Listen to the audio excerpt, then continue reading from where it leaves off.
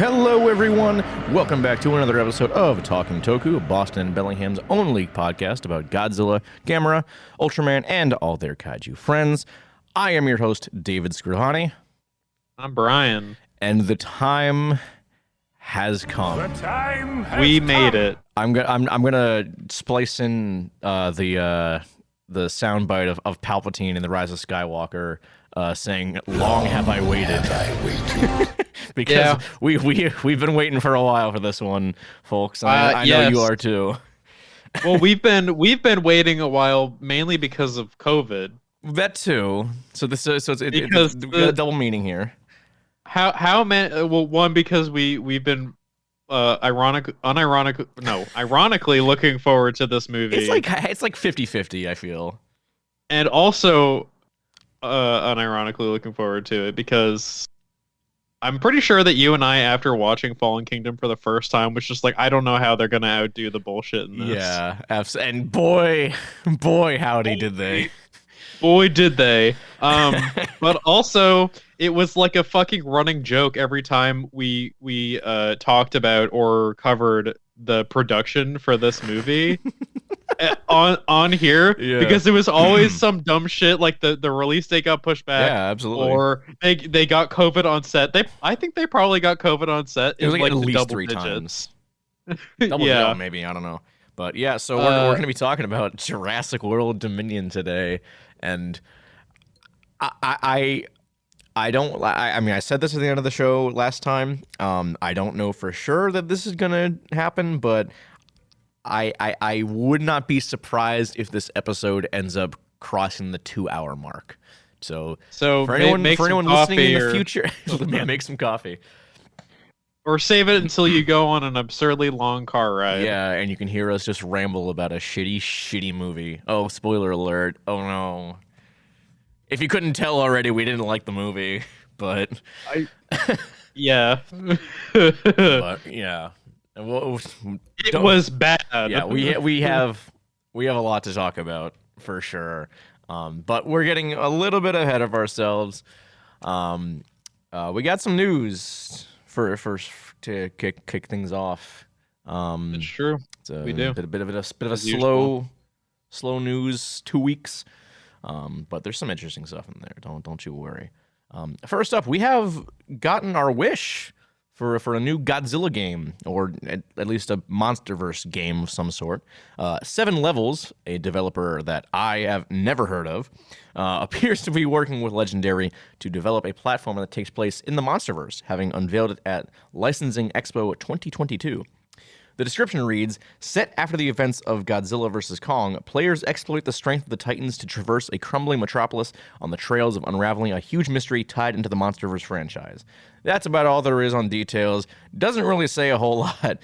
No word on what consoles the game is going to be on, but all the developers' previous games have been available on the Nintendo Switch, so there's a good chance it'll be available at least on the Switch. Yeah. That's exciting, though. I didn't hear about. I did actually see posts from the. I think it was the official Godzilla Instagram. Mm-hmm. I think it was their story, and they had like their story was them at the licensing expo. Yeah. And I was like, oh hey, I wonder if any game developers are gonna partner with them. And I guess it happened. Yeah, no name developer that none of the games I've ever heard of. So I just looked it up. 7 Levels. They've got like 4 games, and they're headquartered in Poland, and they were founded in 2014. All right, Poland. Interesting. So this would be their first, big quote unquote game. Big game, I guess you'd call it. Everything else is kind of just like indie. Yeah. Like kind of Yeah, I mean, we'll probably end up playing it regardless. Maybe we'll even review it on the show whenever it comes out. Hey, I mean, as far as I'm concerned, it is a pretty low bar at this point. This is very, very true. So they just need to do better than Godzilla PS4, and I think you can pretty easily make a game that's more fun than that. Well, yeah. I mean, it's going to be a platformer, so I don't know if it's gonna be a 2D or 3D platformer. I feel like it. I'm kind of like imagining like a game sort of like The Mummy demastered for this. I don't know why, but I don't know. that's kind of what I'm envisioning. I don't know if that'll be the case. We'll see. We'll see. Yeah. I don't really know. I don't really know what they could possibly do with the platformer. Yeah. Godzilla doesn't necessarily stream No, platforming. not Platforming really. to me. Not particularly. No. So maybe it'll be like a Kong focused game, but like I mean that the people generally consider the Peter Jackson Kong tie-in game to be like one of the best movie tie-in games of all time. Well, that is one of the 3 different versions of that game. This is true. So, and I'm pretty sure that's the Xbox 360 version that everyone says is good. Was that even on it? No, because that was 2005. Xbox was 2006, wasn't it? Yeah, they had a re-release for the 360. It came out for the PS2, for the PC. The PC release is from what I understand the worst one. Okay. And then the Xbox 360 version was the best one. I'd have to look it up. I understand. I see. That's what I remember. All right. Well, I just remember Kraken trying to play it. Oh yeah. He tried to alt out of it, and it just melted the game. It did, and then there was the thing where like the audio was like echoing forever, and it was just the worst. Yeah. Oh my god. That was a classic. Yeah. Wow. But yeah, so new MonsterVerse game, cool. I guess we'll see. We'll see how it goes. About all we got on that one. Okay, well, our second 2 out of 3 story here. Once again, we don't like to cover collectible news on here. Wait, we don't like to? No. You always could. I get. All right. Well, we never cover. We do it every so often if it's like super interesting. Because again, if we were to cover every single figure announced, we'd have the whole episode would be news. Maybe I'm just thinking of all of the announcements from like a couple months ago. There's like that big thing where they were like, I don't remember. Okay. Anyways, Rubies. Is that it? Yes. Rubies? That's okay. The company best known for most every store-bought Halloween costume have announced some new Godzilla stuff. A surprisingly decent-looking Heisei-era latex mask and an inflatable 1989 costume. That's pretty sick. Yeah. I don't usually buy Halloween costumes. I think it's much more fun to make a costume, but I kind of want to get the Heisei mask just for shits and giggles. Because get it and then just fucking just ruin it. Honestly. But yeah, here I'll post the picture. See, I don't really like latex anything, so I just hate how latex smells. There it is. Oh my god. All right. So here's my one thought about this, and maybe it's me being terrible, but like, there's no way it's gonna look that good. Oh, probably not. Store. No, but that's definitely just a marketing, like a marketing ploy to make it look better than it is. It's probably gonna be like really shitty, and yeah, it does look decent. It does. It does look good. I mean, if it makes you feel any better, like the actual inflatable costume don't look that great. Well, I mean, there's a lot, whenever you say oh my god, yeah, that looks bad. Yeah. Wow, that's bad. Okay. It looks like a PS1 model. It looks like a PS1 model. It does look like a PS1 model. Even the especially the feet. Yeah, the feet absolutely look like a PS1 model. It's kind of funny. Oh my god, dude. Yeah. Yeah, that one's not worth it. Maybe you get it and then you just like blow it up with like an air thing. I mean, that's what the inflatable costumes do, yeah. But yeah, they're kind of goofy looking, but I love them. Yeah, They're like it reminds me a lot of the dinosaur, like the T-Rex yeah. inflatable costumes that people fucking run around in. I think that's also from Ruby's, and Ruby's also did one for 2014 Godzilla that looked very similar to that. Okay, I think I've seen the Yeah, 2014 one. Yeah, that made the rounds quite a bit when it was first a thing. But that was the big one. Yeah. yeah. But yeah, so Okay. if you don't have your costume planned for Halloween yet, now you do. Or you could just be like me and not make a costume and just sit around like a disappointing person That's handing out candy fucking and boring, watching You and can still watching you can still fucking watching be in a watch costume and horror hand out movies. candy. That's true. I could do that. That's what I did on Halloween. I dressed up as Alan Grant from Jurassic Park, and Oh my God, yeah. because I was very lazy. Because all right, so a little backstory on that. I went to like a not actually job interview, and I had to like dress up a bit. And I was wearing tan pants and like a blue button up. And I like caught a glance on myself in the mirror as I was walking downstairs. I'm like, hold the fuck up. I look like just like Alan Grant from Jurassic Park. So I went downstairs and grabbed one of my dad's fedoras, put it on. I'm like, oh my God, I look exactly like Alan Grant. So You know what you should have done? what? You should have gotten in that same exact getup and then went to go see Dominion. Oh my God, I should have cosplayed. But should've. yeah, so that's what. So for Halloween, I was lazy and didn't really know what to do. So I bought an ascot and just tied the red bandana he has around his neck, and I did that and found a little plush T-Rex that I have, and and just had that as my costume. You should have put like a dog leash on it and a dog collar. And just walk around. The thing was the plush was a puppet, so I had it on my hand. Oh, okay. Yeah, I thought you meant that it was just like an actual plush. no, I mean I have those too, but this one was a hand puppet, and it had a little thing where you like a little roar thing where you squeeze the button and it roars. And it was a Godzilla roar too. It was like a super high pitched Godzilla roar because that's what most dinosaur plushes use as a stock roar. Yes. But yeah, what were we talking about again? I don't remember. Let's get on to We went the off on a whole last fucking piece. tangent. Yeah, Let's get on to it's the last fucking piece of news. Best piece of news too. Back to the realm of kaiju video games. It's finally here. Kaiju fans have been asking for this for goddamn years. Kaiju, the kaiju dating sim, was announced at the Wholesome Direct at their indie showcase.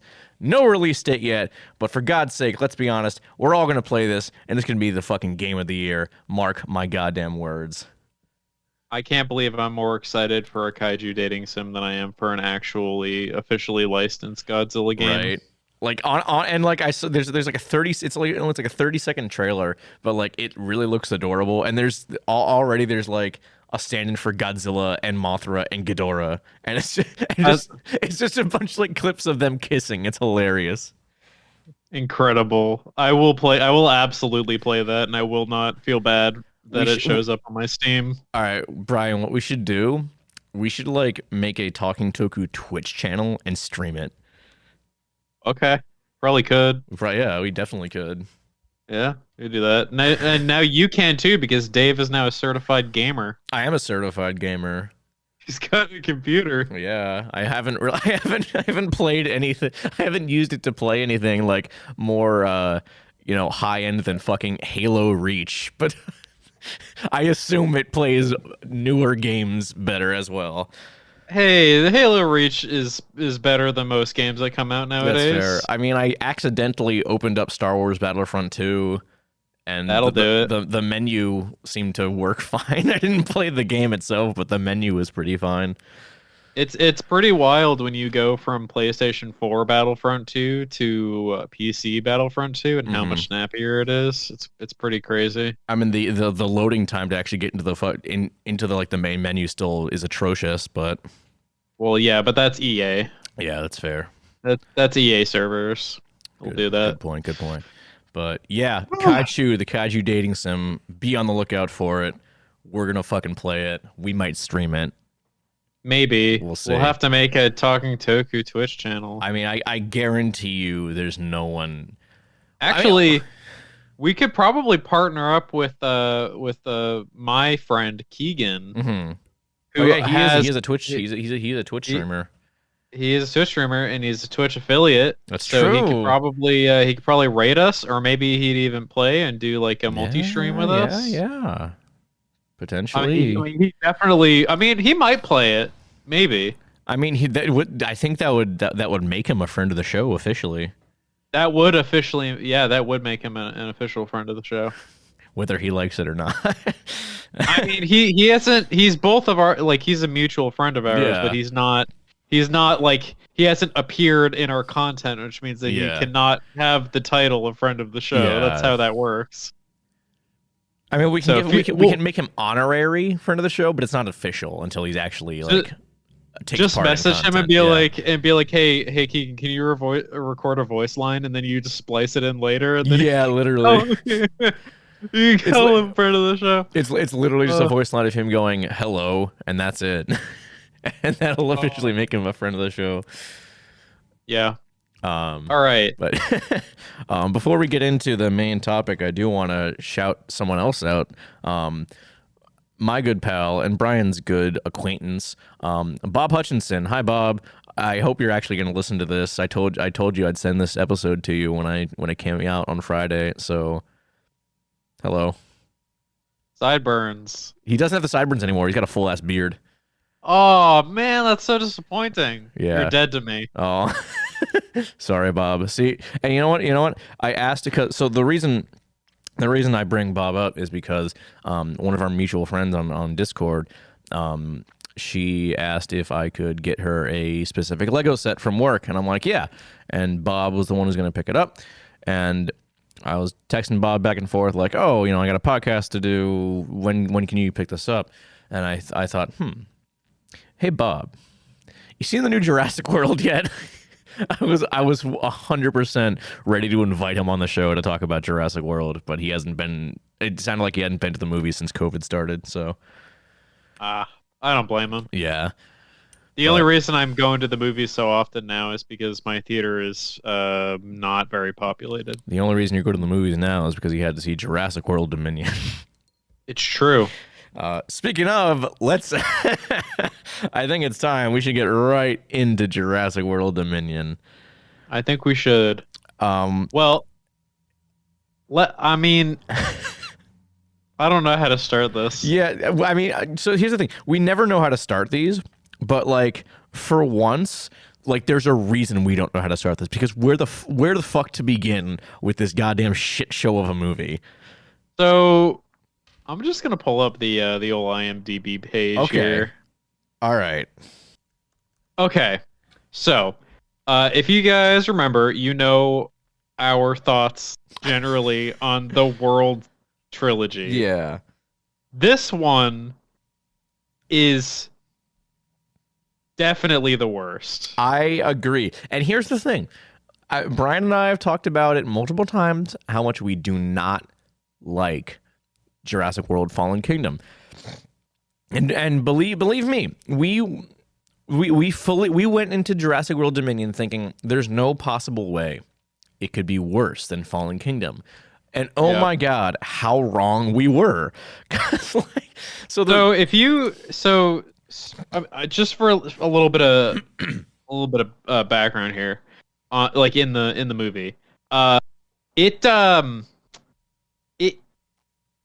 it has literally nothing to do with the original Jurassic Park. They just shoehorn in the original characters. Okay, yeah. That really kind of bugged me because here's the thing, Hey, bugged you? Just another plot point we'll talk about? I'm ending the show right now just for that. Fuck you. Okay. So the thing with legacy sequels is they're always really fucking egregious. There's always oh, remember this thing? Remember this thing? Wasn't that your favorite scene in the whole entire movie? Yep. But this one, it just, and I guess this could go either way. It could be a bad, depending on how you view it. It could be a bad thing, but it could be also a good thing, more refreshing in terms of a legacy sequel. But at this point, I wasn't expecting anything, good from this movie. But The fact that it's a legacy sequel that does absolutely nothing interesting with any of its legacy content is just really disappointing. Like you take any of the returning characters, you take Dr. Grant, you take Dr. Sattler, you take Dr. Malcolm, and replace them with anyone else. The film is exactly the fucking same, and there's no, it doesn't change at all. And it's just like you got all these actors back, all these really good actors, and you did nothing interesting with them. Yes. Yeah. Well, here's what I wanted to talk about. So, with this movie, you have two groups of people doing entirely different things, and the movie is split between them. At the end of Fallen Kingdom, we're left at dinosaurs are now on the mainland in the open, and that's where the movie. That's where the movie. We got to talk about that too. Well, hold on. Let me talk about it. So that is the state of the world that Fallen Kingdom leaves us at, and that is, a normal functioning person would think that that's where Dominion would focus. Mm-hmm. Just dinosaurs being in the wild, which is extremely dangerous and whatever, and that in itself could make a pretty interesting movie as long as you just know how to structure it correctly. It's a broad thing to focus on, but I'm sure you could figure it out. But instead, the plot lines they decided to go with are completely decoupled from the dinosaurs in the wild thing. It's literally one of the so as much as we hate Fallen Kingdom, I did find myself kind of excited that to see. That movie was at least focused. It at least tossed something new into the franchise. It did something new. The dinosaurs are on the mainland now. That's a cool concept. What are they going to do with that? And they don't do anything with it. It was something that we had seen before with The Lost World, but in Fallen Kingdom, it was expanded and put in a different context. Yeah, exactly. Which was interesting. It wasn't done well, but it was at least interesting. Yeah, and here's I have, I don't know about you, but I have not even with the World films, just with Jurassic as a full franchise, aside from the first one. I have a very much a love-hate relationship with these movies. I've been back and forth on both The Lost World and Jurassic Park 3 for years. And honestly, I rewatched both of those films recently. I kind of appreciate The Lost World more now, and I don't really appreciate Jurassic Park 3 as much as I used to. But you're right. We got that kind of sense with The Lost World with the San Francisco scene at the end. And granted, it was more of a kind of blockbustery action scene specifically for the end, but it was a payoff. It was a payoff, but we didn't get any payoff for what Jurassic World: Fallen Kingdom set up. It did. Well, the movie had this. Dominion had no structure in itself. No, it felt like they were just It felt like they had the original Jurassic World, they had Fallen Kingdom, and then they're just okay, but what if we make this movie one big, giant, stupid third act? Yeah. And that's what their plan was. Mm-hmm. A friend of mine, Jeremy, mentioned that it really felt like this should have been a TV show with how many fucking plot lines there were. That way the plot lines could have been fleshed out and would have been able to tell a consistent story. But we didn't get that. We got a near 3-hour movie that felt like it was 5 hours. It felt longer than the Snyder Cut. It really did, and that's saying something because that movie's 4 fucking hours long. Yeah.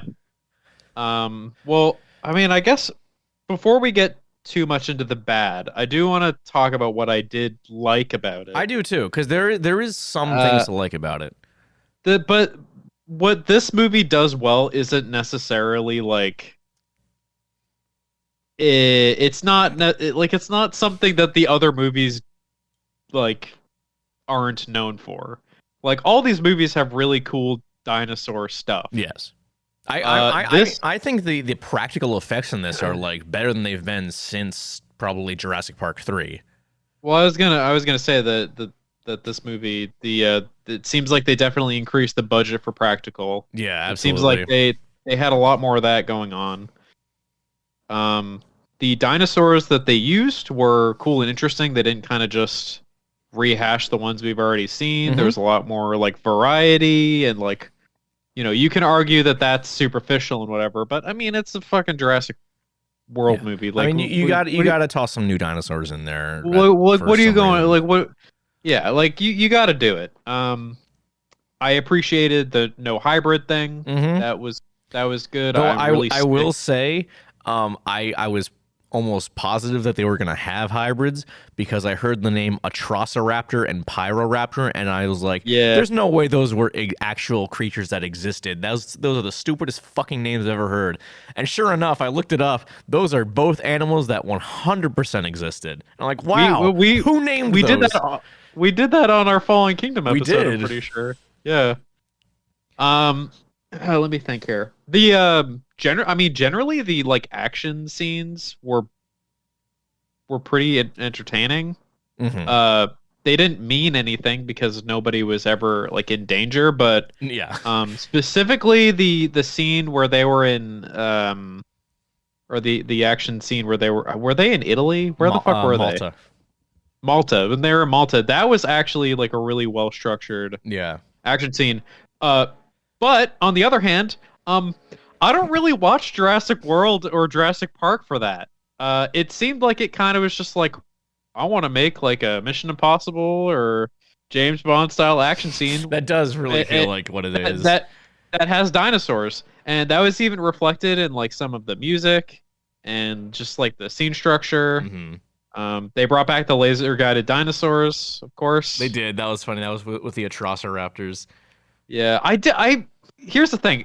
I know it's stupid, but it is kind of cool. It is. So yeah. So like I was trying to like kind of watch the movie through the lens of like a cheesy B movie, but even then like it was still like hard to like come to grips with what I was watching. Like it is like it's entertaining on like a stupid B movie level, but like if you have to go into a movie with a certain mindset, like I saw this kind of repeated a lot when the movie first came out. If you have to turn off your brain to enjoy a movie, that should tell you that should clue you in as to the quality of the like the objective quality of the movie. And I know film is subjective. There really isn't anything objective about film. But like again, if you have to turn your brain off to enjoy a movie, that should say something about the movie's quality. Yeah. And like, I think I'm pretty good at being flexible with how I view movies. Like, I watch a lot of, to be candid, I watch a lot of garbage. Yeah. A lot of garbage. We both do. And I can watch that. I can watch garbage and be perfectly fine. But the thing that I've noticed is that garbage movies become exponentially worse the farther over the hour-and-a-half mark they go. Yes. I mean, this movie... and this movie is an entire hour past that. 146 I kept minutes. thinking Jesus if Christ. they cut one or two plot lines out of this movie and cut it down to an hour and a half, this would be a perfect B movie. I 100%. I think if they had cut out all the legacy character stuff, I think it would have been a much more enjoyable thing because it wouldn't have felt as soulless. If they cut out the legacy characters, not only would it get rid of a lot of bloat and just narrative meandering, it would also remove one of the dumbest fucking plot lines and quote unquote threats in the entire series. I don't know if we want to get into that now. There's still a little bit I want to talk about in terms of things that are good. One other good thing. The best fucking scene in the entire movie is with salad fingers. The Therizinosaurus. That is actually a very well directed scene. It definitely feels like something out of a horror movie. It's actually very similar to like the finale of Fallen Kingdom with the Indoraptor in the mansion. What that scene reminded me of with Claire fucking crawling around the forest and shit. I was like, oh, Jurassic Park is supposed to be kind of scary. Yeah. And it reminded me of that like the original Jurassic Park, like, first time watching that, and even going back and watching it now if you haven't seen it in a while. Yeah, like the there kitchen, are some like the kitchen genuinely sequence. yeah, those are fucking tense. Like, it's not all like terrifying, like shit your pants, but it is definitely like tense. And like, if you're new to the series, like it can be scary. But like all these other fucking movies have just been like action scenes and like dumb quips and shit. Mm-hmm. Like the first Jurassic World was just not scary. No, it was not that was scary. That was very much like a It was popcorn not ride tense. kind of movie. It was just an action movie, and then you got Fallen Kingdom, where they basically had a little bit of tense horror-esque type stuff at the end, but it was just undercut by how batshit that movie ended up going. But I do want to say about the Therizinosaurus sequence. Someone posted a clip of it on Twitter. You know the scene. You know this when we first see the Therizinosaurus and it like kills the deer. So there's like that blur to the side, which is, and it's like, oh, it's the deer's blood. Yeah. No, that's not the deer's blood. Oh, That's the whole ass deer. The thing just fucking smacks the deer to the side and just yeets it. oh my god! It's a very blink and you miss it moment, but like I went frame by frame because someone was like, I thought this was blood. That's the goddamn deer, and I'm like, oh my god, that thing. I love the Therizinus. It's such a fucking prick. It's like, yeah, get this deer out of here. It doesn't even kill the deer to eat it. It just kind of smacked it out of the way. It's so funny. God, yeah, I think that might be my new favorite dinosaur introduction in the series. Yeah, it was, and the fact that it was like blind too, that was really cool. Yeah. I liked it more than the new big bad dinosaur we got. The Giganotosaurus. The Joker. The Joker, as Colin Trevorrow put it so perfect. But okay, so here's the thing. So that like having now seen the movie, that makes no sense to me because in hindsight, the Indominus Rex and even in some ways even more so the Indoraptor acts so much more like the Joker than the Giganotosaurus did because the Indoraptor literally smiled at the camera before eating a dude. It did, and the Indominus was literally killing for sport. The Giganotosaurus was literally just minding its own goddamn business. It wasn't doing anything. It was just a big pissed off boy. Yeah, it was literally like one of the more realistic representations of like an animal that we've gotten since probably Jurassic Park 3. Yeah. But no, he just wants to watch the world burn. I do like seeing like new dinosaurs and stuff, but I just feel like the Giganotosaurus wasn't different enough. Mm-hmm.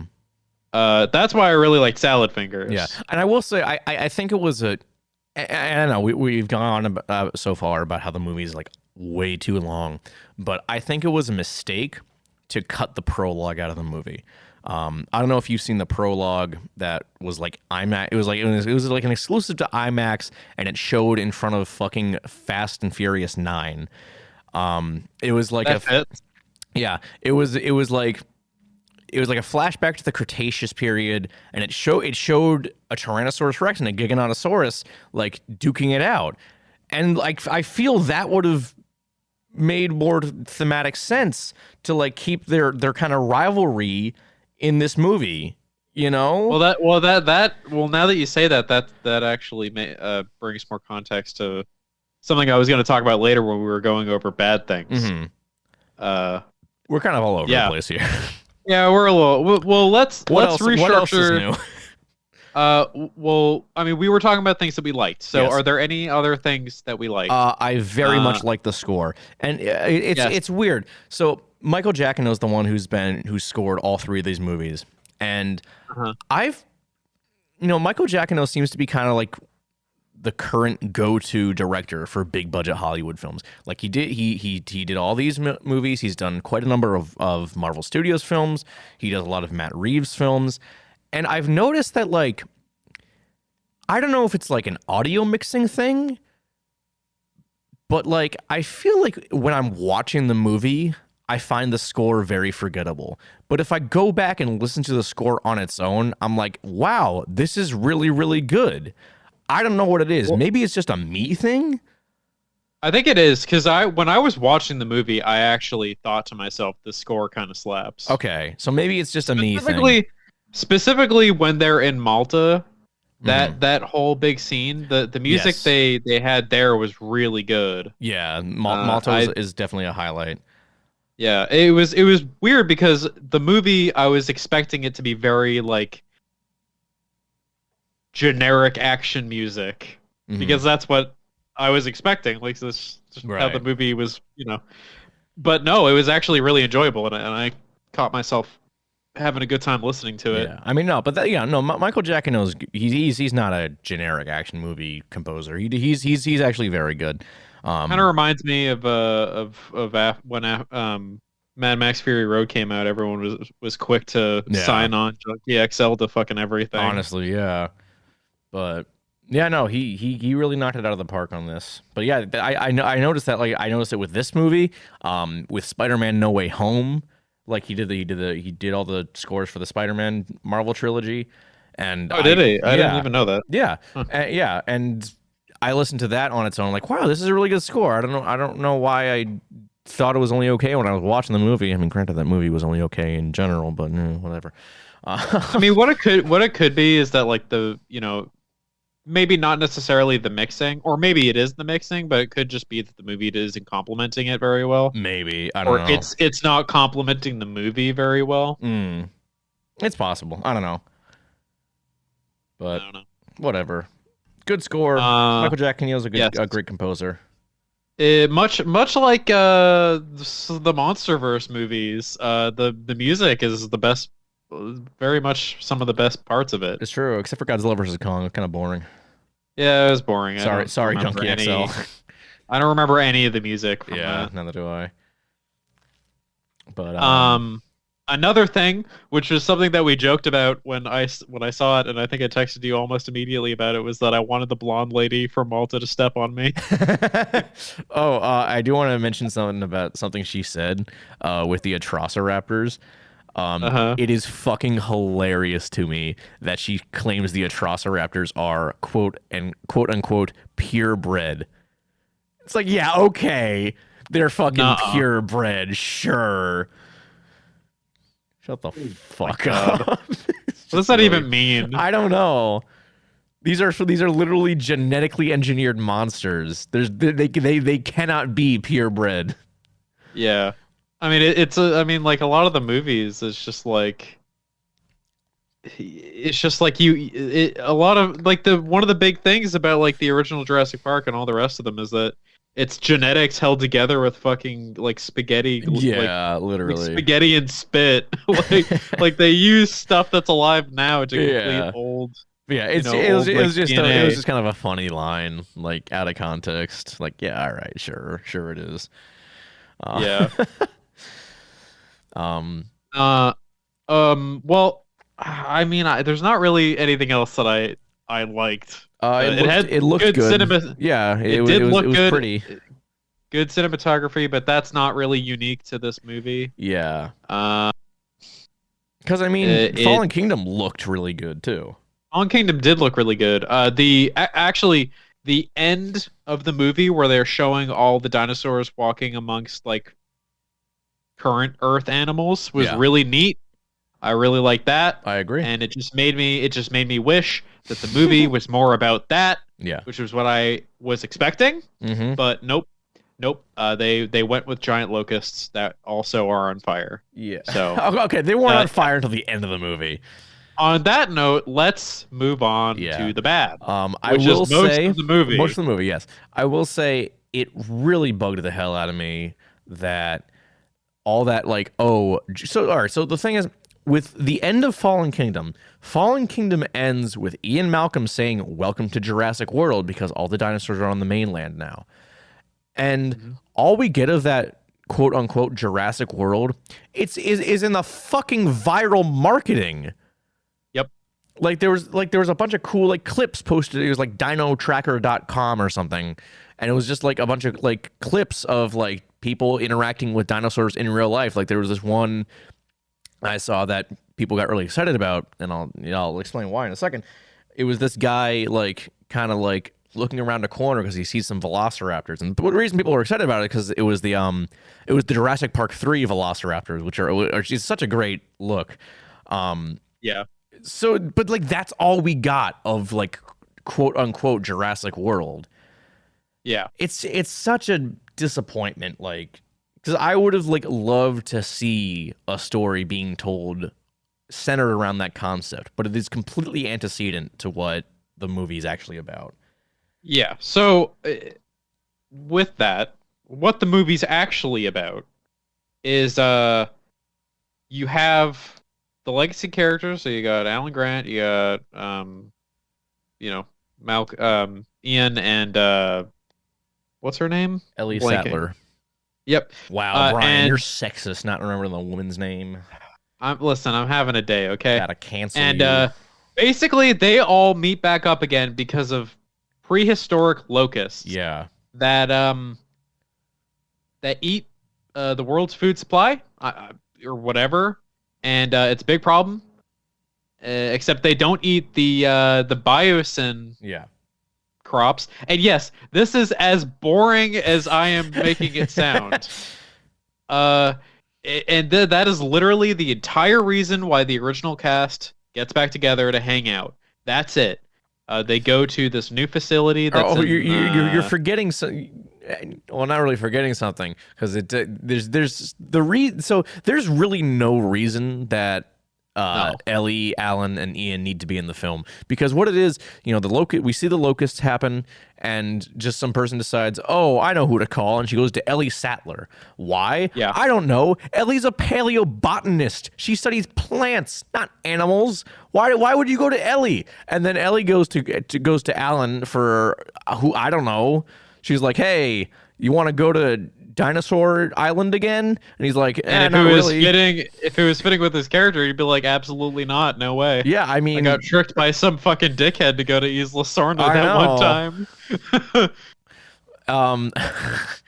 And then Malcolm he's just, I guess, working for Biosyn, but he's actually undercover trying to help something. I don't know. It's I can't remember.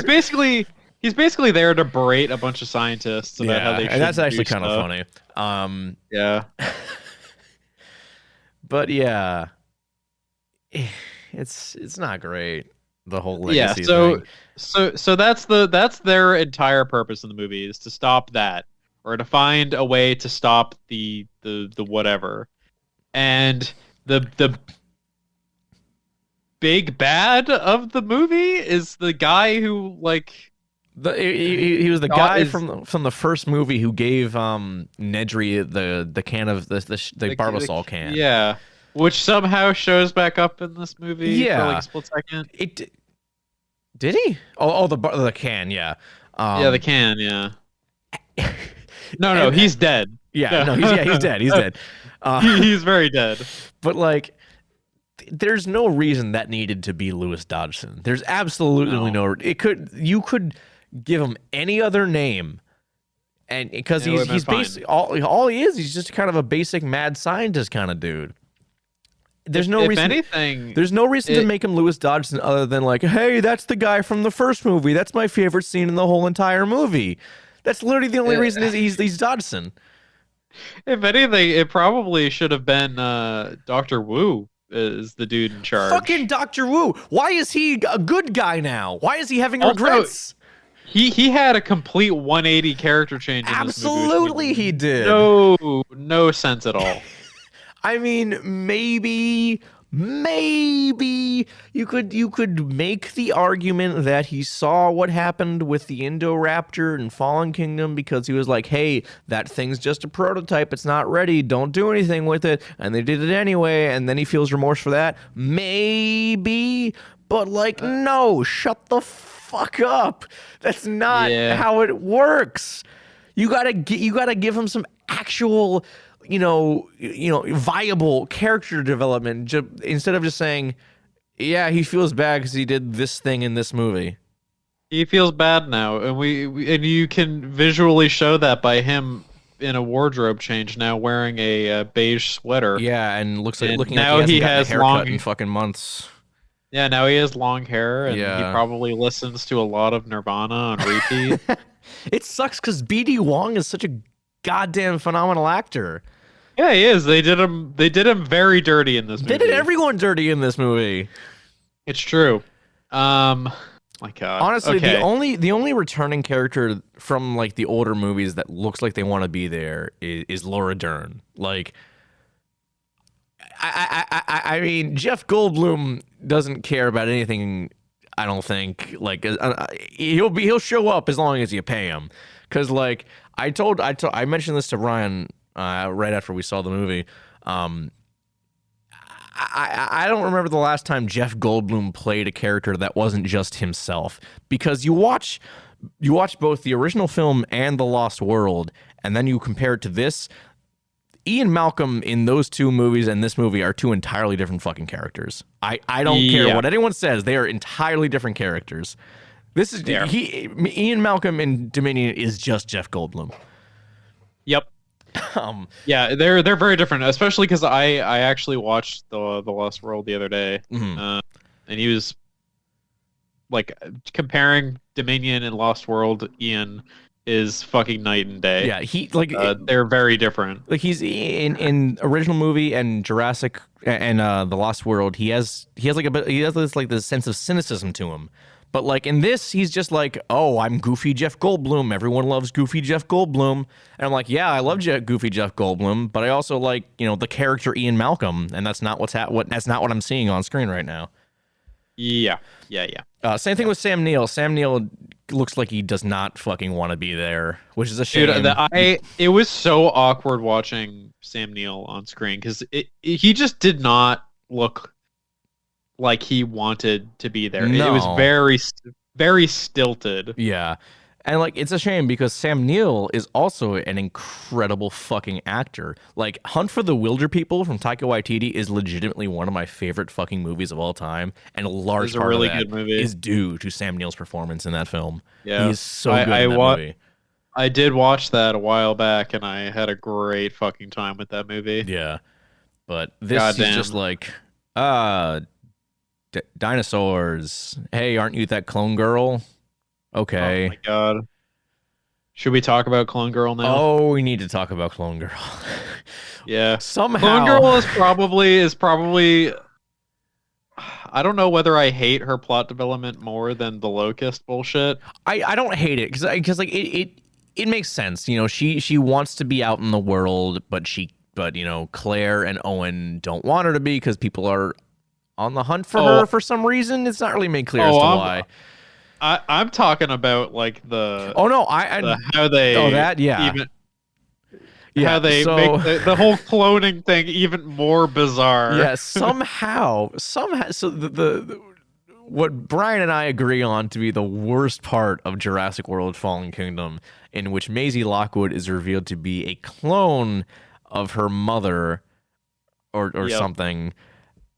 Somehow of his daughter. Yeah, of his daughter is somehow made even more batshit because it turns out Maisie for some reason in this movie like has this thing where she's like, oh, am I a real person? I don't have a father or a mother, but it turns out she did have a mother because Lockwood's daughter, she's a fucking thing, a clone of, turns out she impregnated herself with herself, which what the fuck, man? Yeah. Oh, that's so the thing. And it was revealed the reason why she did this was because she had a degenerative disease or some shit. Yeah. That was killing her. So then she cured the clone through genetic manipulation to get rid of the gene or whatever. And the reason why everybody's after her is because they want to figure out said gene to cure disease or something. And then her DNA is like the key to stopping the locusts or something. Yeah, It's all even tied though, together with duct tape and gum. even though like the legacy characters are there trying to get samples from the locusts to try and figure out a thing there to stop them, so they should do one or the other. I know. Like, I don't know. So yeah, really fucking stupid. Yeah. Makes absolutely no sense. It could have been. I would have been absolutely okay if they never mentioned the clone thing again. Yeah. Or if they never expanded on it, because like, how do you expand on that? That's the question, because they tried. I know how you expand on it. How? You say Maisie also has some dinosaur DNA in her. Oh my god, she's part raptor. She's part raptor. That's how you expand on it. There you go. Yeah, she's part raptor.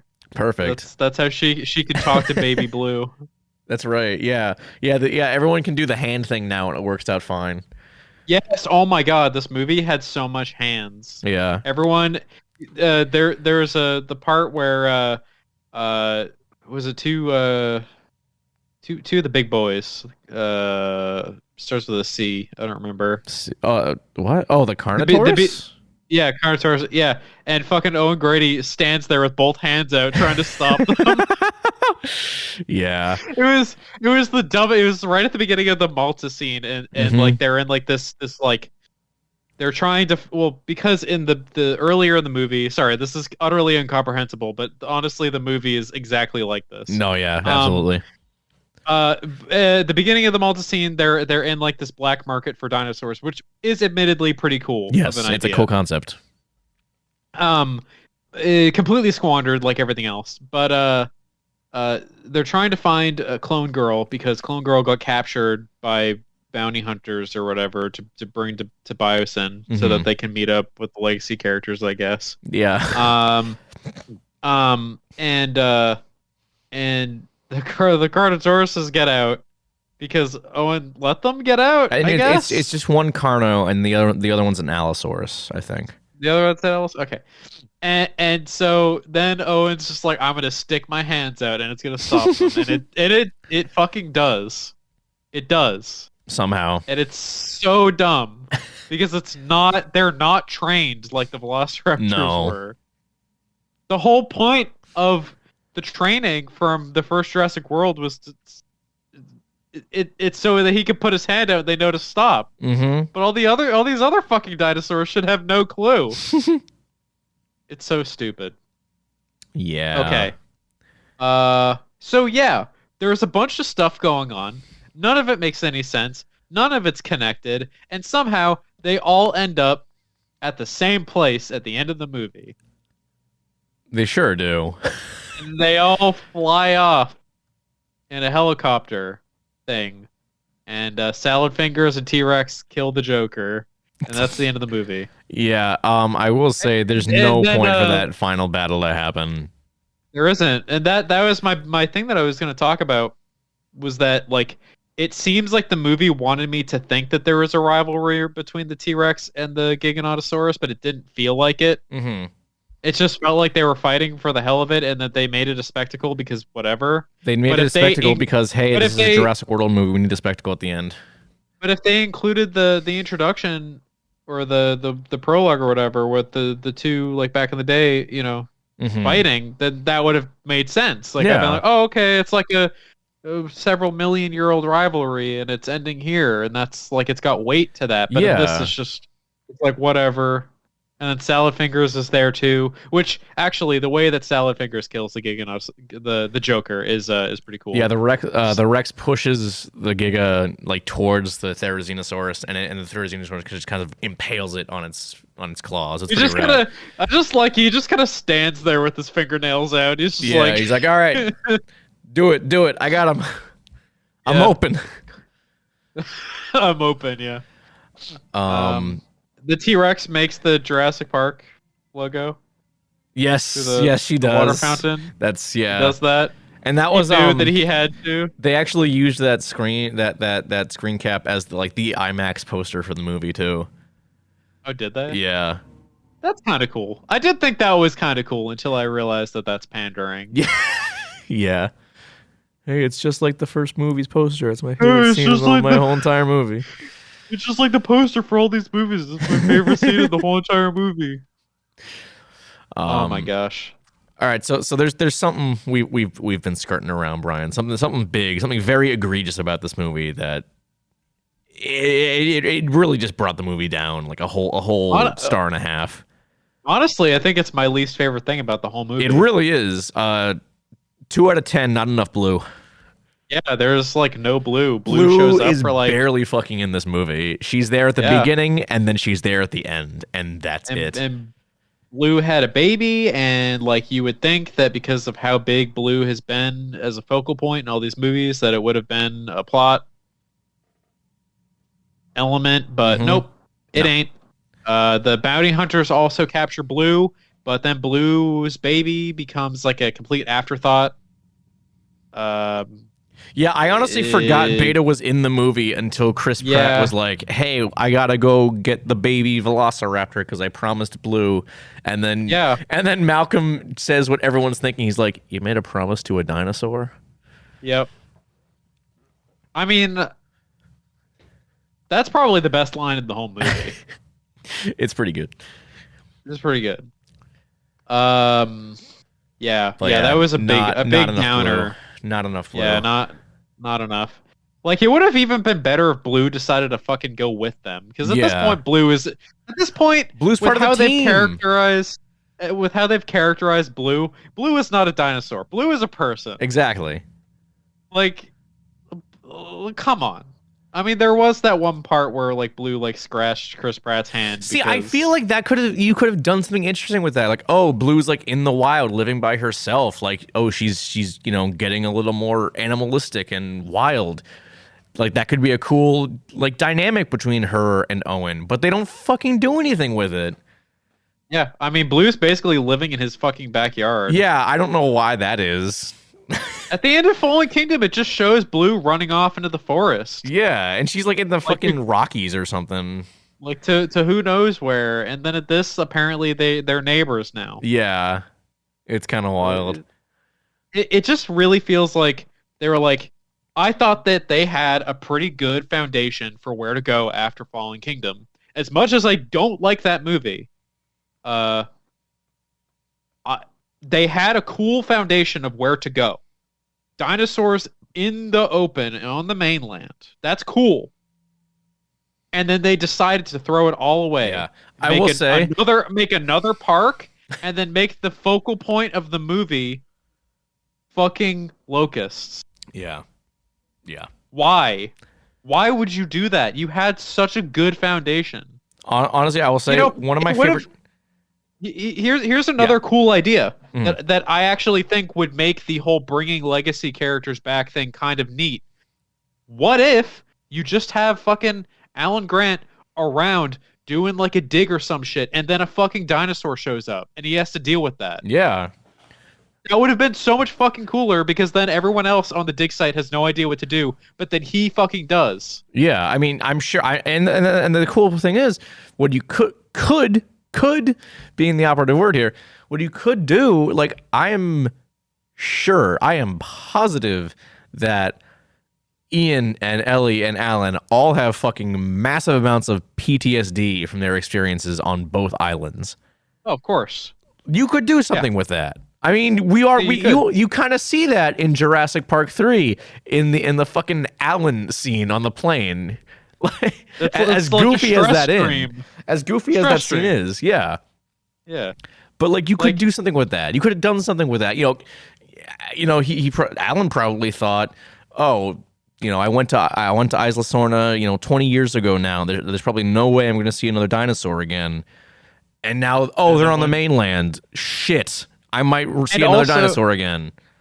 This alternate setup that we're talking about also would have just made the characters like it would have, or like brought them together in a more organic fashion. Because like if they have shared trauma, they're probably going to keep in touch. Exactly. And if bad shit's going on, maybe they would just want to stick together for convenience. But it for sounds like survival. they didn't keep in touch like at all, basically. Yeah.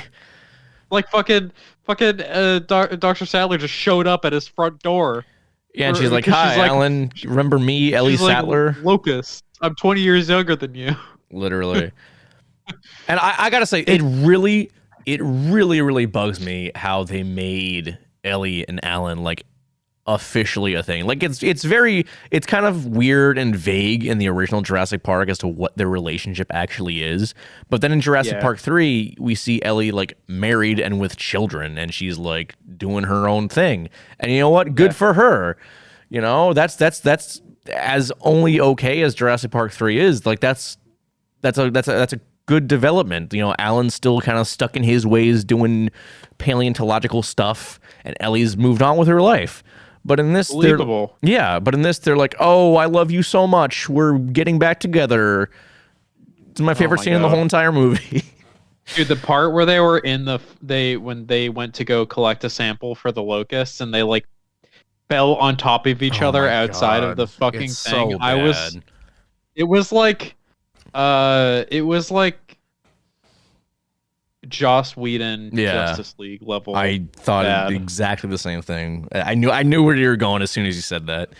Oh my god, it was so stupid. If they didn't play it up as much, it probably wouldn't have been as bad. But it's so over the top in the way they present it, and it just comes across as really, really annoying. Yeah. It is very frustrating to see just kind of how like idiots like you and I can come up with a better premise for a movie. Something that I would have wanted to see more, but whatever. Do we want to talk about how the two supporting characters from Fallen Kingdom were in this movie for 5 minutes and then they had to leave? Who? Fucking Zia and and what's his face? Franklin. Franklin, they were like, who like has a beard now, but he still looks too young to have a beard. Did you know that he's in the quarry?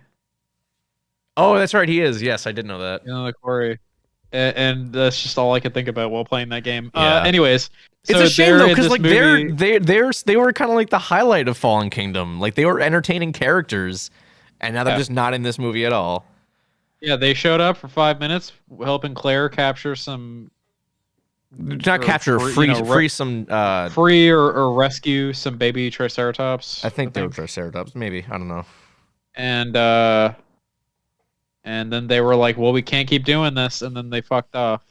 Yeah, I mean, I do kind of like that plot for Claire. Like, she will stop at nothing to, make sure all the dinosaurs are like safe and living how they as wild animals, but like. Both Zia and Franklin, like they don't have it in them. I kind of like that concept, but the fact that they just basically write him out of the movie entirely is not the way to like. It doesn't really line up with their characters, it doesn't. Because like we saw them go above and beyond in the last movie. Yeah, like Zia was very much like she was all the way there. Like she was willing to do whatever it took to get all the dinosaurs off Nublar. Like she was like in the shit in that movie. Yeah. And, Franklin, I can understand him being written out of the movie because the whole thing in this was that he got a government job. Yeah. And then that's what he wanted to do, which okay, fine. But Zia, really? Yeah. She wasn't that bad of a character. It very much felt like they rose from Star Wars to her. They really did. Yeah. Which doesn't make sense because people didn't vehemently dislike her as much as they did Rose. Because the fans of Jurassic Park they don't care. Well, they don't care, and they're not as loud as Star Wars fans. We've been being like spoon-fed garbage for like 30 years Literally, now. Yeah. Yeah. It just feels like every character, not only did every character do nothing in this movie, but they're all completely different besides Owen and Claire. Yeah, it really does. And then, of course, you have Clone Girl is now edgy teenager, Yeah, I mean that makes which sense. it makes sense, but it is a very tiring stereotype. But she's also edgy because she knows she's a clone. So you know what? I'll give it a pass there. I guess so, but like not all children are like that. But she's a Not all clone, Brian. teenagers. If you found out you were a clone, wouldn't you be all edgy? I don't know. I'd be like, I'm a. a fucking clone. That's crazy. I'm gonna play that up and be cool. I mean, I guess I don't know. could go either way. I suppose.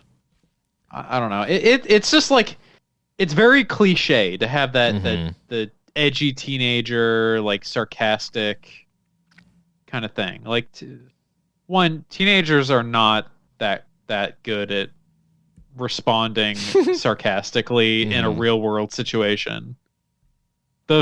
Oh my god, the fucking scene where she gives Wu the middle finger is like I laughed so fucking hard because they really wanted her to seem cool, but it was just really cringe. And it was just Brian, what do you think is worse, that or fucking Madison flipping off Charles Dance in King of the Monsters? oh my god. Oh my god, that's a good question. Shit. I don't know. I think Madison's more subtle about it because she does the thing where like she's pretending to scratch her face. Yeah. That's more like I do like that one, but I also just like the real like I really love the cringe. You know? That's Like fair. the cringe is so good. Yeah. Yeah. Well that's what I have to say Yeah. about this. You know, I'm kind of surprised we're only just over an hour. I was surprised. I was expecting to talk more about this. I know, it's weird. We just kind of Well, we just we kind of can- shotgunned everything. we can talk about the reception. Yeah. It's got a Metacritic score of 38. It does. It is the lowest rated Jurassic film, I believe. And Yeah. and fans are also getting like really offended when people like criticize it too, which is kind of cringe. I don't get it. I don't know. But okay. Oh wow. The top review on IMDb says this is my least favorite of all Jurassic movies. Nice. The title of the review is just "See the original." Honestly, yeah. Yeah. I mean, let me think. I mean, like what?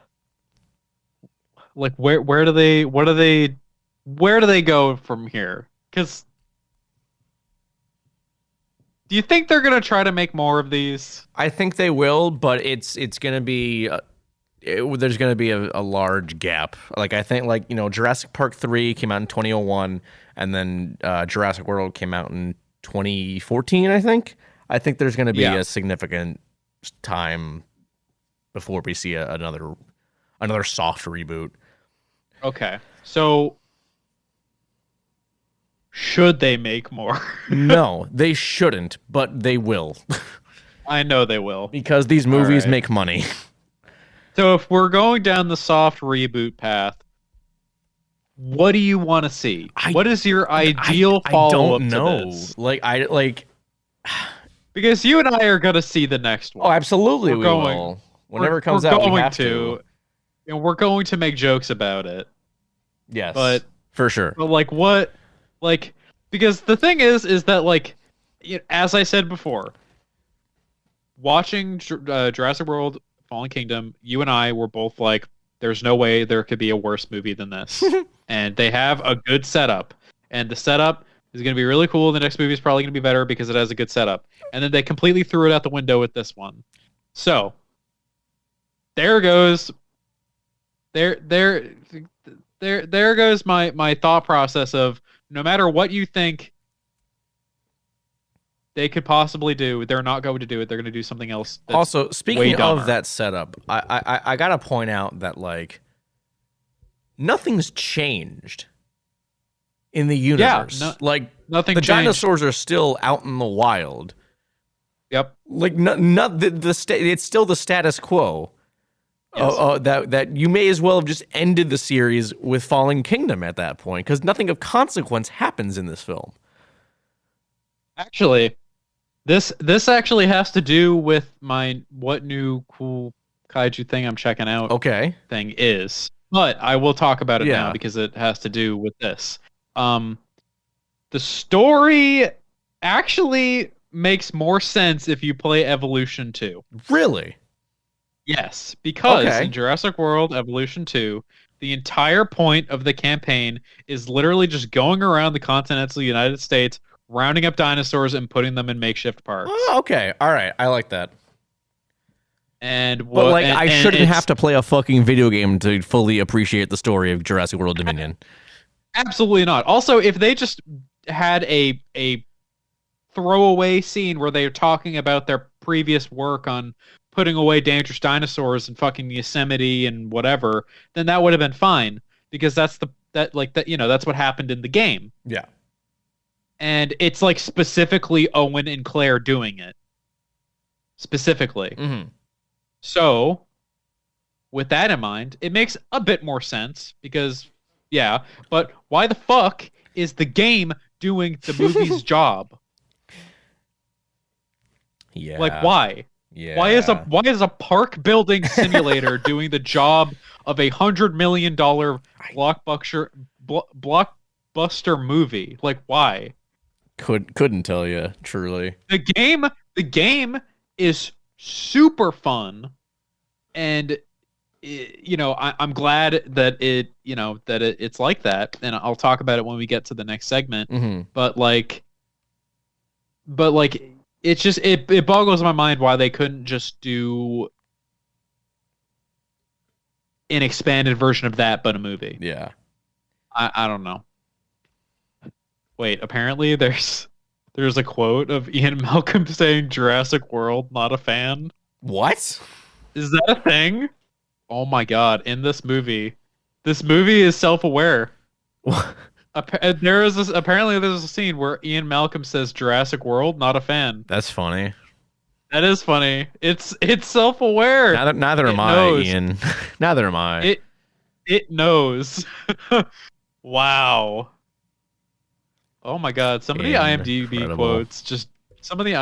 quotes are just super stupid. What the fuck, dude? I implore you to go look at these later. All right, we'll do. Apparently, that also Blue had a baby that's impossible is a thing, even though like that was never explored. No, that was the thing, because like, fucking Maisie's clone mother, and they both reproduced asexually or whatever, and that was the thing. Oh, gotcha. Because Blue had some weird genes, or I don't fucking know, bro. See, that's the thing, is that you have all these plot points and they're just thrown out there, and then they expect you to keep track of it all. Yeah. But then, like, a good 80% of it has nothing to do with the plot. Yeah, because it's so fucking bloated, and they can't like commit to any one thing. Yeah. So,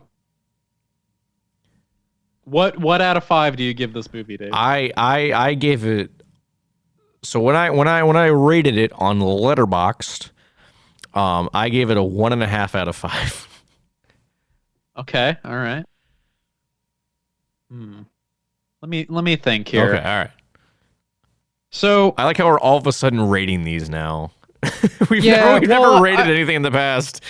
I figured we might, because like, I guess for hindsight, like, going back, my rating for Fallen Kingdom would probably be like a 2.5. Mm-hmm. Or maybe like even a 3. Yeah, because that movie is so fucking stupid that it is actually fun to watch. Yeah, like I like legitimately, like I enjoy Fallen Kingdom more after watching this. Yeah, it is. Fallen Kingdom is fun to watch. It's really stupid. It's got a lot of dumb shit. Yeah. But man, it's a good time in comparison. Dominion, I like there is stuff in this movie that I like. I like a lot of the action scenes. I like a lot of the, like, just like all the dinosaur stuff is pretty awesome, but it's so fucking long. Yeah. And there's so much going on that it's incomprehensible. And for, full disclosure, we mentioned it. Dave and I were both very high when we saw this movie. both took edibles before going to see this. It was still not enjoyable. Yeah, that should say something. It was still not enjoyable. And even then, even if it did somehow become enjoyable, being high and seeing a movie should not be a prerequisite to making it actually watchable. Exactly, yeah. That is in the same tier of turning your brain off to enjoy something. So, I just don't think I could watch this movie again, at least for a while, because it's got like the same problem but exacerbated as like the Snyder Cut. Yeah, like it's just so long, and but the Snyder Cut was like good. It was long and good. The Snyder Cut was long and pretty decent, and you could watch it over the course of a couple days. Yeah. But with this movie, it's just why? Now, like I would cut out a third of the movie if I could, maybe more. All right, so here's what I'm going to do, Brian. I think we're going to wrap up the discussion on Dominion, unless you have anything else to add. I have one more thing to add, and you know what it is, but I want that to be the final word. Well, my rating for the movie is a 1. It's a 1? Okay. 1. All right. And maybe if I think about it longer, it'll go down lower. But okay. We'll see. It's almost made worse by the fact that I've been having so much fun with Evolution. Yeah. Okay. So here's the final word on Jurassic World Dominion. So there I was, sitting in the theater, minding my own business. Oh, I know what's coming. big old dopey smile on my face because I'm high as shit.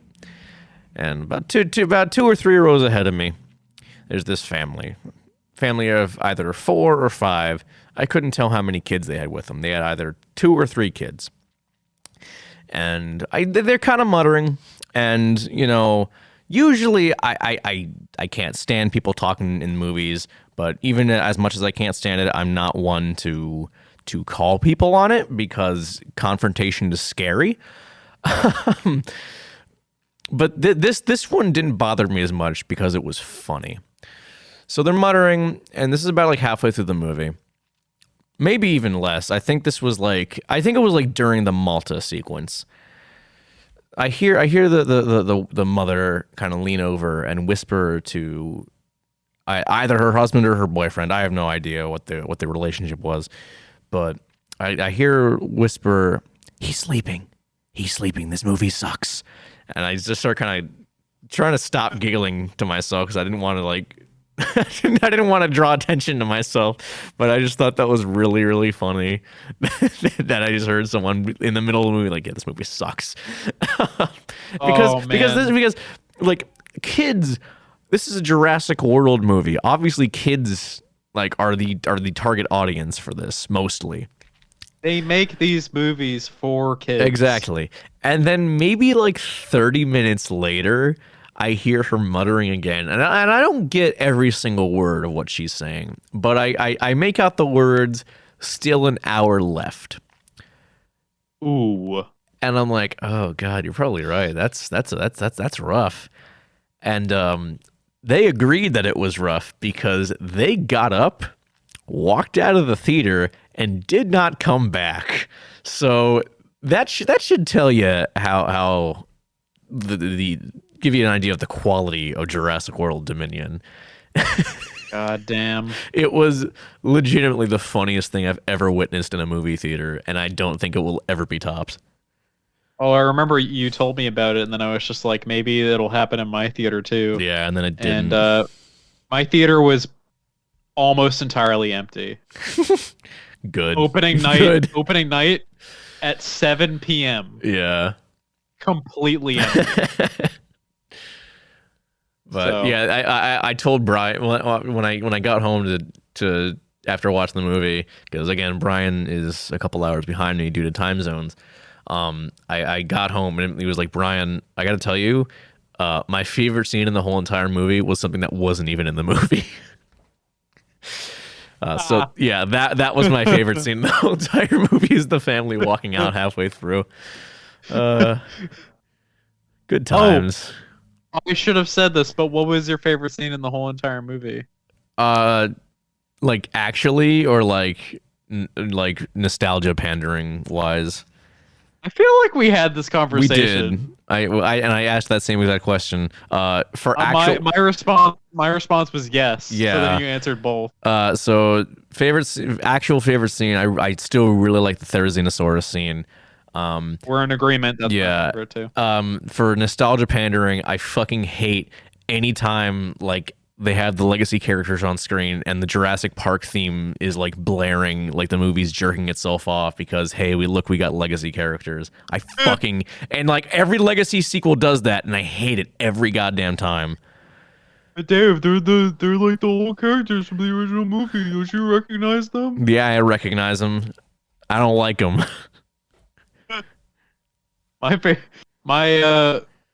So we both have the same favorite scene in the whole entire movie. My favorite scene in the whole entire movie, but for pandering, was when Ian did the interpretive dance with the fire stick towards the Giganotosaurus. Yeah. And then he threw it into the Giganotosaurus's mouth, and then he turned into Godzilla for a second. Yeah, and I was like, I don't walk out of movies, but like my high brain was like, I swear to God, if they make this fucking dinosaur legitimately breathe fire, I am leaving. Oh my God. Thankfully, they did not do that. Yeah, but man, it was just, as soon as Ian did the interpretive dance, I knew something dumb was gonna happen. It could have been worse, though. It could have been much worse. So, oh, it's so good. Okay. Thankfully, we did. Yeah. All right. Review over. Yeah. Jurassic World Dominion. Wait till it's free on streaming.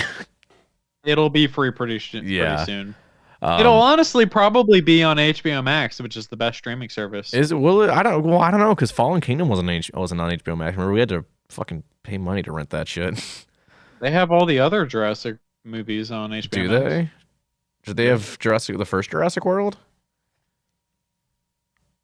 I don't know. I don't know. I own the first three plus the first Jurassic World, so that means nothing to me.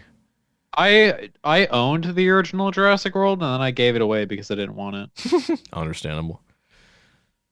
It's like, ew, I stepped in shit. Literally. Looked at my foot. Yeah. But whatever. Yeah, wait for it to be on streaming, for God's sake. There's no point. Dave, they have the guy who's gonna play Mario in these new Jurassic movies. Yeah, they do. You think that makes it good? Mario. Oh, you know what? Speaking of Mario, actually, we were wrong. We were wrong about this movie. Were we? Yeah, we were both convinced that we were finally going to get to see Chris Pratt riding Blue, and that never happened. Oh my God! I was convinced that was going to happen. We were both convinced that was going to happen, but it didn't. It's like that's the logical evolution of their relationship. Exactly. But next to holding hands, and, like hugs. They really dropped the ball on that one. They really did. Yeah, that sucks, dude. Yeah. God. Damn shame. Mm. Okay, I think that's the last word on this fucking movie. That's the last word. The last word is just damn shame. Yeah. That's a good sum up of it. But yeah. All right. Let's move on to what new cool kaiju thing have you been checking out right now? Yeah, well, I mentioned it. Yeah, so you talk about Evolution 2. Yeah, so I've been playing a lot of Jurassic World Evolution 2. It's free on Game Pass for Xbox and PC. I started playing it because I just really like the dinosaur sequences from Dominion, so I was like, I kind of want to do that. And I did play the first Evolution game, and I had a lot of fun with it. My biggest problem with Evolution 1 was how long the campaign is and how monotonous it is. It's not really. It's basically get 5 stars on every single map and then you unlock them for free play. Yeah. But you basically just have to do a bunch of shit, and by the time you unlock everything to do free play mode, you're kind of tired of it.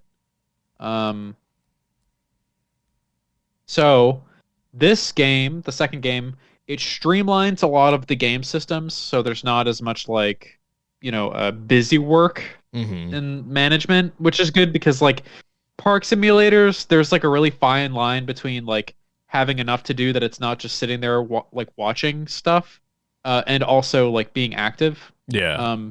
So this game, it has a lot of like, it's got a good balance of like having to do stuff, but also just kind of like enjoying the spectacle of it all. There's a lot more like building customization, and I haven't even gotten into the dinosaur customization yet. I've just been unlocking new dinosaurs and shit, and there's a lot of them. There's probably like double the amount of dinosaurs in this game. Really? Because there was a lot in the first game too. There's a lot more. They've got they have like 2 new categories of them. So they've got like sea life and like flying dinosaurs, I guess. I don't know. And like just a lot more building options and a lot more variety. And the environments are so good. They're so good. It looks incredible.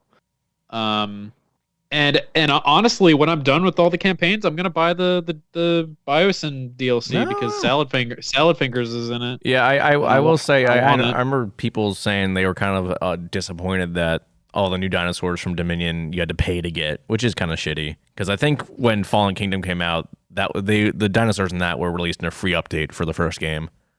Yeah, but also like I'm playing the whole game for free. Yeah, that's fair.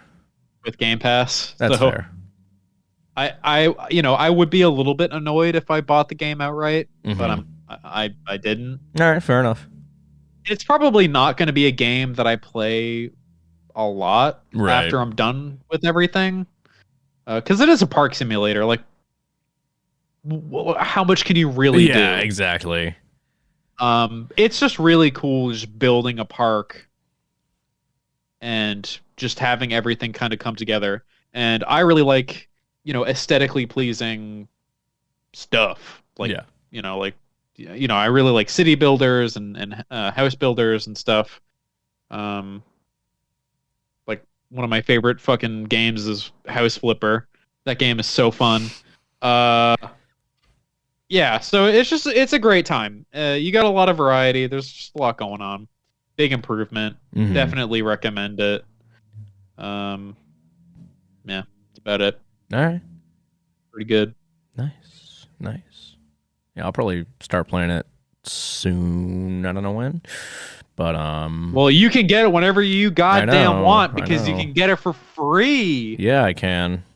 You just have to actually set it to download instead of thinking that you did and then having it not download overnight. I did set Halo to download. I got home from work and it was just stuck at 44%. I don't know why. Master Chief Collection downloaded. Oh, Jimmy Rings is getting his revenge on you. I guess so. For what I've been checking out, I guess Brian and I have both been on a dinosaur kick because just today, as of recording, I finally finished watching Prehistoric Planet on Apple TV Plus, and oh my fucking god, guys, Prehistoric Planet is so goddamn good. Is it worth like because Apple TV Plus doesn't have a free trial? Is it worth it? Oh, Brian. You naive fool. It does have a free trial. Oh, it does? Yeah, because you can get it through PlayStation Plus. Oh my god. Yeah, you can. Yeah, if you have PlayStation Plus and you download the app on PlayStation, you get like a free. You get like 6 months for free. What? Yeah. How do I not know about this shit? Because there's nothing good on Apple TV Plus except for Prehistoric Planet. Well, aren't they also doing the Monsterverse thing? Yeah, but who knows when that's going to come out? In 2035. Probably. But yes, oh my god, so for anyone who doesn't know, Prehistoric Planet is like, a BBC documentary, nature documentary, but with dinosaurs and other prehistoric life, and it is legitimately incredible, like not just in quote unquote story, but also like just on a technical scale. It is legitimately some of the most realistic computer generated effects I have ever seen in my life. Like I've seen a lot of people online like, are we sure these aren't just like real dinosaurs? Because they look like real dinosaurs. Yeah, like I'm not exaggerating. Like they look like I'm talking like Caesar in the new Planet of the Apes trilogy level real. Like even but like even more real than that. If that and who thought that was possible? Because I think with Caesar, like you have a motion capture actor like to make it look real, but these are dinosaurs. You can't really motion capture that. And like I don't remember. I remember reading somewhere that Caesar is like one of the most expensive CG effects ever. I wouldn't be surprised. I don't remember where I read that. I'd have to look it up. Yeah, but no, Prehistoric Planet is absolutely incredible, and it's visually gorgeous. It has Hans Zimmer doing the score, which is awesome.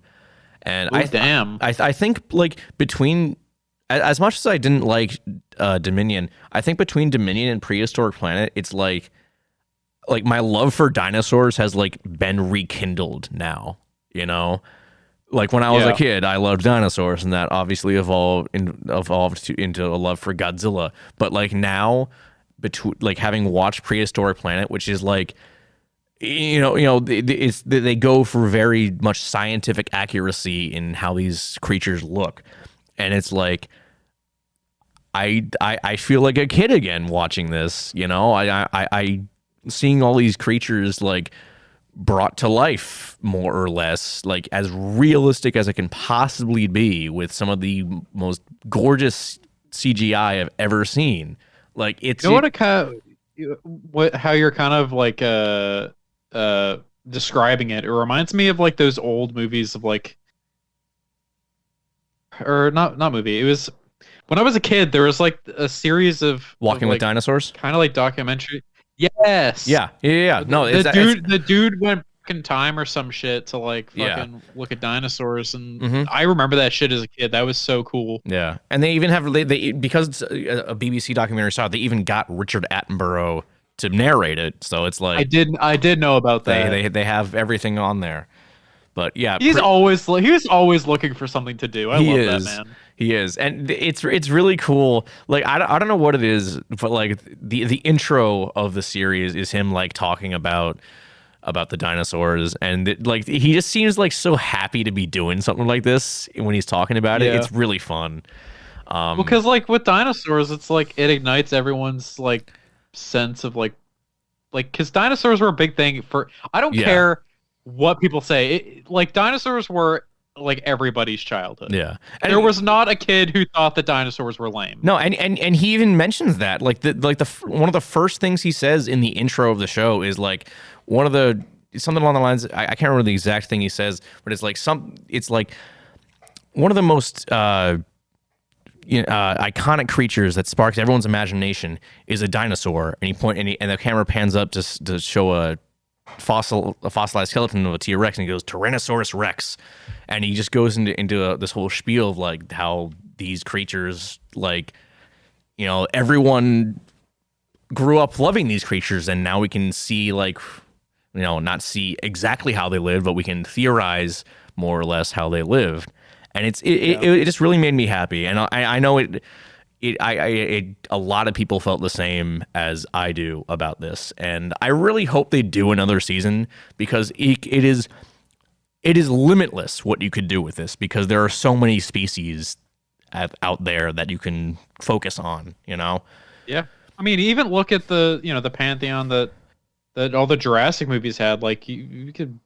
There's a lot of dinosaurs that have been showed off. I mean, they have a lot. Obviously, they have a lot of dinosaurs from Jurassic Park. Like, actually, in the finale, they actually have an Atrociraptor and multiple Therazinosauruses. Oh hell yeah! Yeah.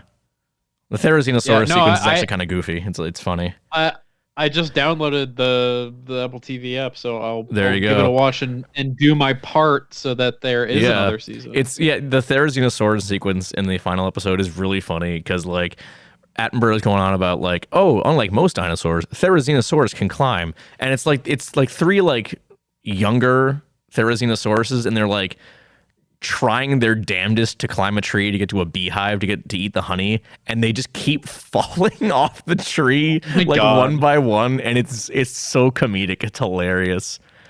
And then they finally get to the beehive and they all get stung, and then they all fall off the tree again. Oh no. It's so funny. Poor guy. Yeah. But yeah, Prehistoric Planet, highly recommend. It's so good. I will watch it. Yeah, I need more of that in my life, and I think everyone else also feels the same. Everyone needs more of this. I think nowadays people need a little bit more wonder in their life. Yeah, and that it definitely has that. Mostly thanks to Richard Attenborough's narration. I mean, that man can narrate, and that man can talk about anything, and it'll give you a sense of wonder. Also. Some scientist out there with lots of money bring back dinosaurs in real life. It'll be super cool, I promise. No, Brian, there's 6 movies about how that's a bad idea. No, I think it's a good idea. It'll go different this time because we're smart. That was a joke. Okay. We would definitely die faster. Yeah, but it'd be cool. It'd be a cool way to die. God, it would be so fucking cool, wouldn't it? Yeah, absolutely. Like, who wants to die from like global warming or some other kind of global calamity? Well, I want to get eaten by a fucking dinosaur. Well, here's the thing. Like, there was, I think it was like IGN or something, like a couple months ago, put out a poll of like, oh, what extinct animals would you want to bring back, or would you like not? No, would you want to bring back? And like, the T-Rex was the lowest one, and it's like, people just think this is like a monster thanks to Jurassic Park. When it's in reality, it's just an animal, and that's the thing about I almost said Pacific Rim for some reason. That's the thing about Prehistoric Planet. It's like, this show is just showing them as animals because that's what they were. They're living like animals because they were animals. They're not vicious monsters.